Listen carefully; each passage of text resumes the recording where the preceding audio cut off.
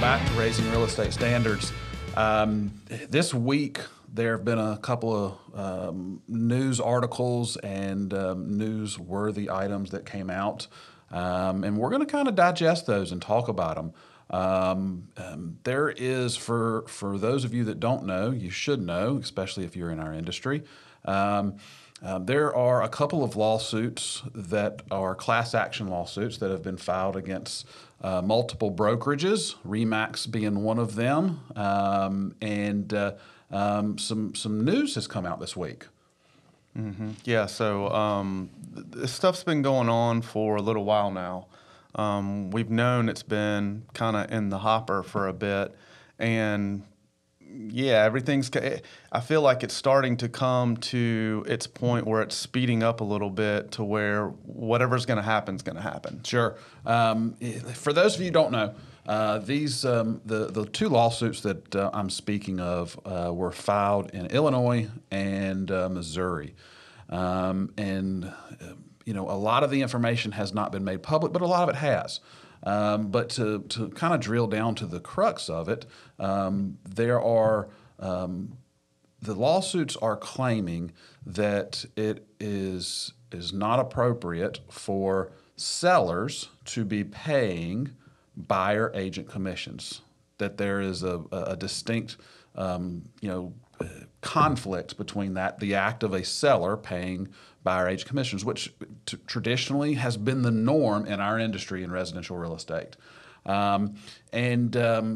This week, a couple of large franchisors and brokerage owners have proposed settlements that have made news.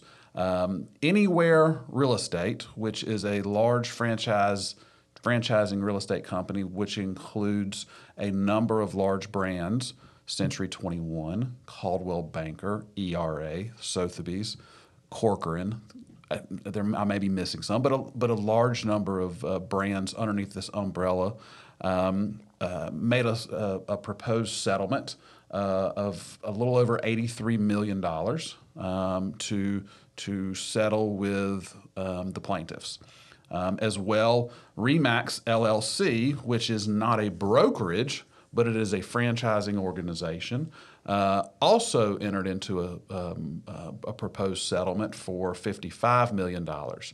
I want to preface something because both of these are proposed settlements. They have to be reviewed by a judge and then approved. But basically, I know from RE/MAX's side and through communications from the CEO down to us as brokerage owners and franchisees,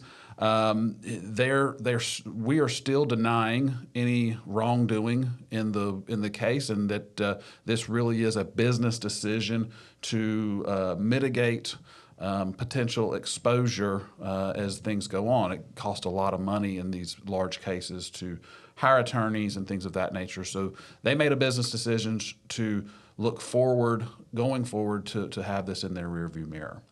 Yeah, so that kind of lays the groundwork of kind of what we're here to talk about today, because people, if you've seen this news, or even if you haven't seen it, you're probably asking, how does this affect me? Right. How does this affect me? What is this going to do? Do I even care about it? Sure. And I'm going to preface our conversation today is the opinions of Mark and Brian. This is not the opinions of RE/MAX LLC, or surrounding RE/MAX organizations. This is just our rudimentary opinion, and could change as more information is made public. But at the risk of saying something that we change our stance on, we want to talk about the things that are current. We've always put ourselves out there. We're unapologetic for talking about the current situation in real estate. And so, that being said, let's dive into what do we feel this means for real estate agents going forward, and how is this going to affect you, and what you need to do to make sure that you're not left in the wake of a shakeup. Yeah, and I think it's important to start this conversation with kind of where they were coming from or what the process has been in the past. For example, so if you're a buyer buying a home, and you're represented by a buyer's agent helping you buy said home, and you go and you purchase a piece of property. Well, that buyer's agent is technically paid via the listing agent in a cooperating compensation situation. So what they're saying here is if a buyer's agent is representing a buyer, why is the seller having to pay the buyer's agent? Absolutely. So we're going to kind of bounce around in some timeline here for a second. You've laid the groundwork of why the suit is there. And if you logically think about it, it makes sense. Why should one party on one side of a transaction pay for the representation of the other side? In just about every other instance, in commerce, in business, in law, people have their own representation and they pay for their own representation. Why is real estate any different? Okay, rewind. Let's talk about how we got there. Back in the 80s, real estate, in the most part, there were real estate agents. They all represented sellers. There was no buyer agency. There were only sellers agents. It's where the term buyer beware came from. Correct. And so every real estate agent in the 80s and prior to that were representatives of the seller. And this phenomenon of just everybody working for the seller as their representative is where the concept started, where all agents were compensated by a commission structure that was paid for by the seller because everybody represented the seller, right? So for a long period of time, everybody was paid by the seller because everybody represented the seller. Well, in the 80s, buyer agency came into fruition. We won't talk about why or how, but we all know it makes sense that buyers have representation. So when they started to institute buyer representation, well, they had to figure out how to get buyers agents paid. I mean, they needed to be compensated for their time if they're representing a particular party. However, the rules were not in place, and they're still not in place, that would allow a buyer who doesn't have the cash, doesn't have excess resources, to be able to pay for a buyer agent commission. So they just kept it the way it was, which was sellers paying a portion. We won't talk about what that portion should be, but paying a portion of the commissions to a buyer's agent. And so it it was the way it was done before. A new buyer agency came into place in the 80s, so we just kept compensating the same way. However, back to the conversation we were just having, it does not make sense. Mm-hmm. In my mind, it does not make sense for a seller to be paying for the representation for a buyer. There's conflict there. It just doesn't make sense. And so fast forward to 2023, 2022, when whenever the lawsuits were filed, a couple of consumers came together and said, this isn't right, and they filed a lawsuit.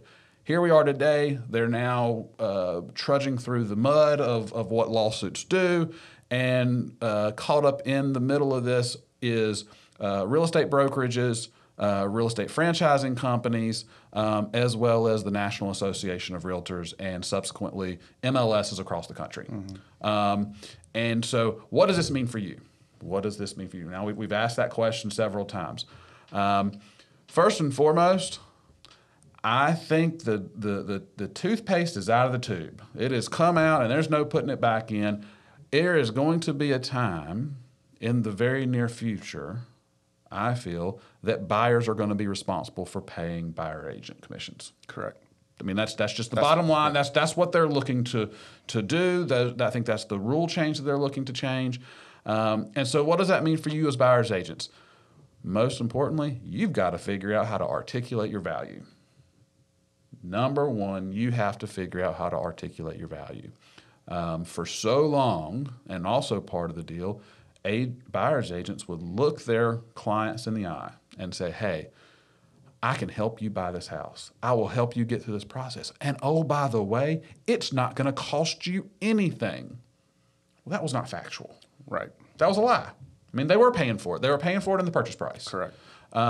So let's break down what you guys can do to prepare yourself for the inevitable train that's coming down the track and make sure you're not left behind. Mm-hmm.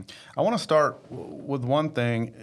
For us in North Carolina, we have a buyer's agency agreement, and it states on the buyer's agency agreement what the buyer is responsible to compensate that buyer's agent. It's been there for a while. So we've had the ability for the buyer's agent to have this conversation. Sure. A lot of people haven't. A lot of people, it is what it is. They just, they'll just see what's on the cooperating compensation and roll with that. Yep. But we've had it here. I don't know about every other state, but we've had it here already. So this is just going to be kind of next level stuff from there. Right. And, we talked, a lot of things, the real estate market in 2019 to 2022, we all, for those that were there experiencing it, shot off like a rocket, and it was a wild and crazy business. And during that time period, something happened. There was a shift in what sellers were willing to pay, even in this same model of paying or compensating buyer agencies. There was a slight shift and a downward tick in what sellers were willing to pay. So what you had is there was a gap between what buyers agents wanted to be paid and what sellers were willing to pay. And so we have, we were talking about this earlier this week, and right now, kind of what we're in is that kind of that flux, that in between phase of where we're probably going to end up and where we were 10 years ago.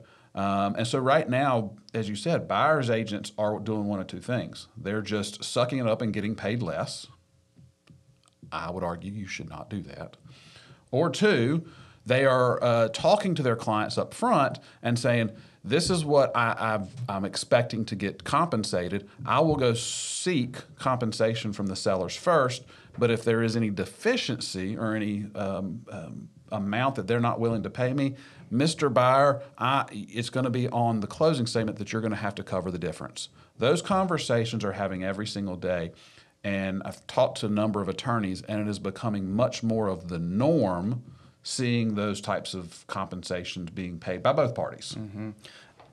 The market drove this process over the last couple of years, just the market being as wild as it was.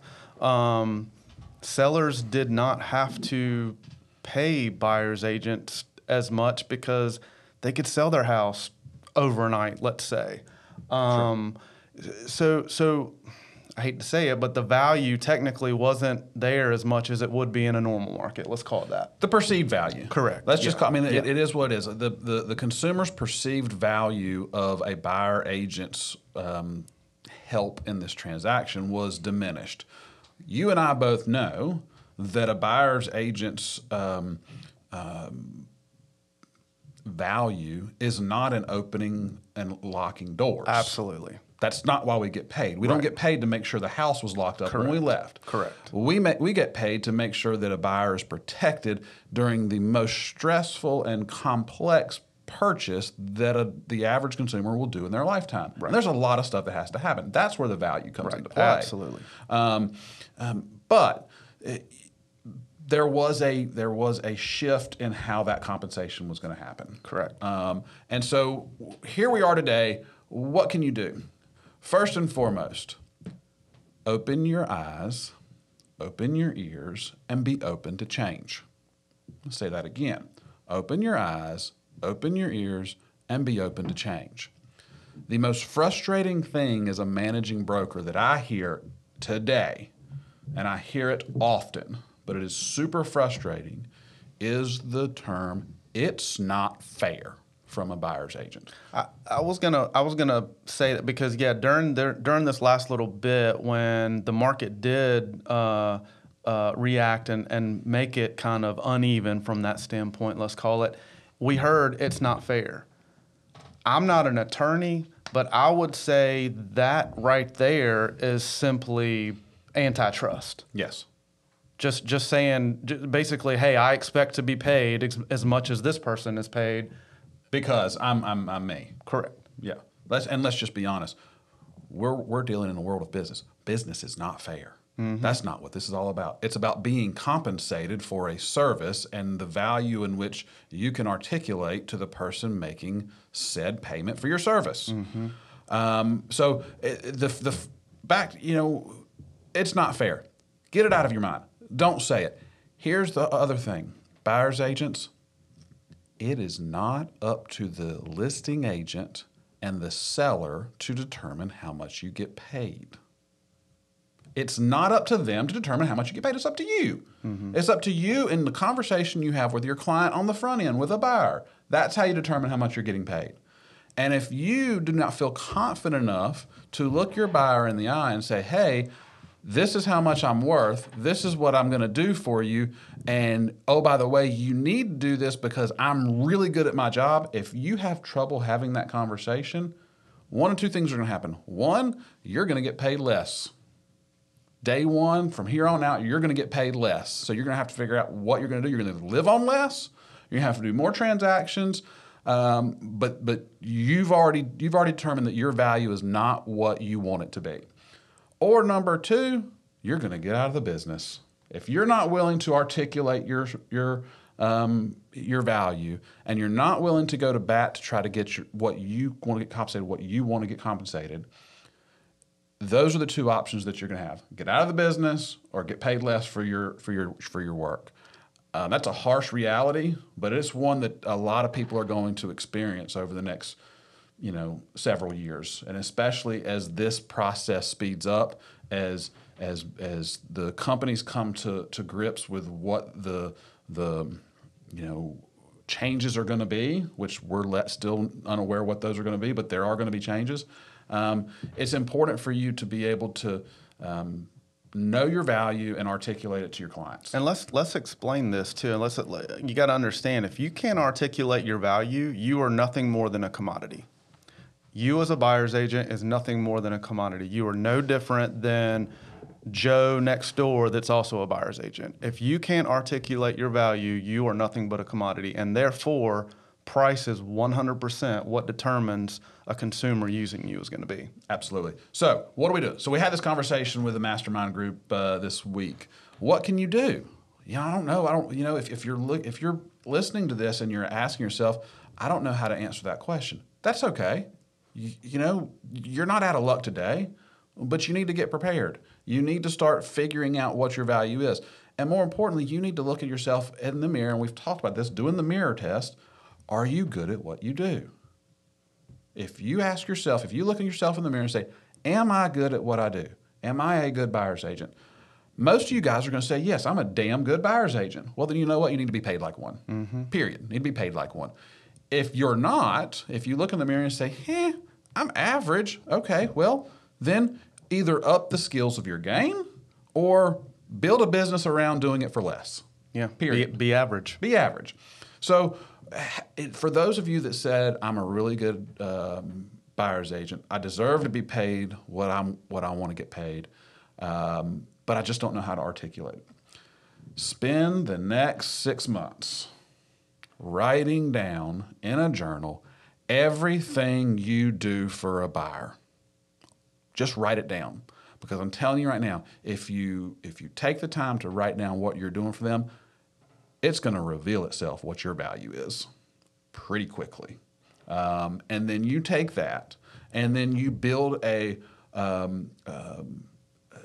conversation that you're going to have with all of your clients as to why they should choose you first, and then second, why they should pay you what you want to get paid. You have to be intentional about it. We talk about intentionality. You have to do something. It's not just going to magically appear. The brokerage and the office you work for is not going to be able to put these words in your mouth. It's up to you as the individual. So prepare today. Yeah. I mean, that's the main gist of this whole thing today is you have to be prepared. If you're not, this is going to be a sweeping change that really is going to affect just about everybody out there. Yep, absolutely. So as we wrap up today's conversation, I think it's not a bad thing. I think it makes sense. I think what is going on logically makes sense as to the changes that will probably be coming down the pipe. Prepare yourself, and it's an opportunity because there's going to be a lot of people who are not going to take the time to be able to articulate their value, who are going to be left behind. And that just means there's more business for you if you're willing to put in the work and step up your game and prepare the conversations that you're going to be having in the next year or two with your clients that you're not having today, that you're not required to have today, but you do need to be having them. Yeah, and I'll be honest with you, as a business person, once you figure out how to do this and actually do it effectively, you're going to be happier. You're going to feel like you're more in control of your business. No doubt. No doubt. Guys, thank you so much for entertaining with us today. And as we go forward, we're always trying to be on the cutting edge or leading edge of everything going on in the real estate. And we appreciate you joining us on our journey. Take care.